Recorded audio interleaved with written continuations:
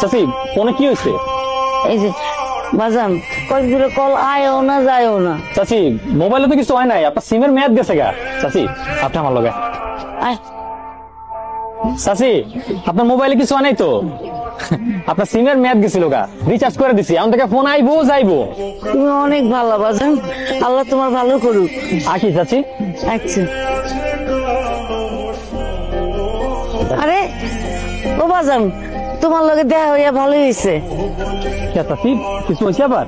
তুমি যে আমার ফোনটা ঠিক করে দিলা, ফোন তো ঠিক হয় নাই, কল আসে না। কি কোন? মোবাইল তো ঠিক করে দিলাম, কল আসে তো চাচি। সবার কল আসে, আমার পোলার কল তো আয় না। আমার পোলাই কইছিল প্রত্যেক দিন আমার একবার করে কল দিব, হ্যাঁ কল তো আইলো না।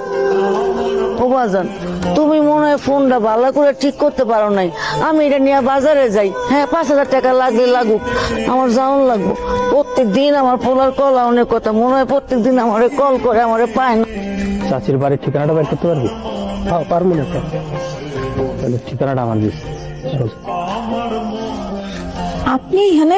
আপনি আমগো বাড়ির ঠিকানা কই পাইলেন? ঠিকানা জোগাড় করছি, চাচির লগে একটু কথা কইতে আইছিলাম। খালাই তো অনেক অসুস্থ। কি হয়েছে? খালি সারাক্ষণ নাহিদ নাহিদ করতে থাকে।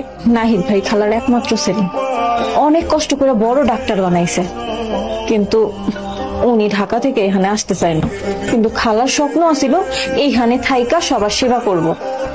একদিন বউ নিয়ে এখানে আইছিল, কিন্তু বউ এখানে থাকতে চায় না, এর লেগে ঢাকায় সেটেল হয়ে গেছে। যাবার সময়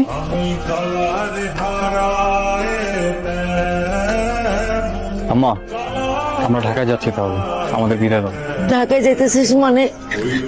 তুই না কইলি এই গ্রামে থাকবি, শহরে যাবি না? চেয়েছিলাম তোমার গ্রামেই থাকবো, তবে তোমার বৌমা গ্রামে থাকতে চায় না, শহরে বড় হয়েছে, বুঝতে তো পারছো। বাজান রে, তোর তো গ্রামে জন্ম, গ্রামে বড় হইছস। তোর বাপের কত ইচ্ছা ছিল তুই বড় হইয়া ডাক্তার হবি, ডাক্তার হইয়া গঞ্জে একটা চেম্বার খুলবি, গ্রামের মানুষের সেবা করবি। সেই তুই গ্রাম ফালাইয়া, আম করে ফালাইয়া শহরে যাইতেছস। দেখো মা, আমাদের তো পরিস্থিতিকে মেনে চলতে হবে, তাই না? সবসময় তো যেটা চাইবো সেভাবে করতে পারবো না। এখন আমি নতুন বিয়ে করেছি, আমার নতুন সংসার হয়েছে, এখন তো আমার ওদের মন রক্ষা করে চলতে হবে, তাই না মা? এবার তুই মায়ের ছেড়ে চলে যাবি? তুই জীবনে আমার যারা থাকছস, থাকতে পারবি? ও বৌমা, কও না থাকতে। আমি কি তোমার কোনো কষ্ট দিছি? কও। সত্যি বলতে আপনাদের এই বাড়িতে থাকার মতন কোনো পরিবেশ নেই, আর আমি শহরে থেকে অভ্যস্ত, এটা আপনার বোঝা উচিত।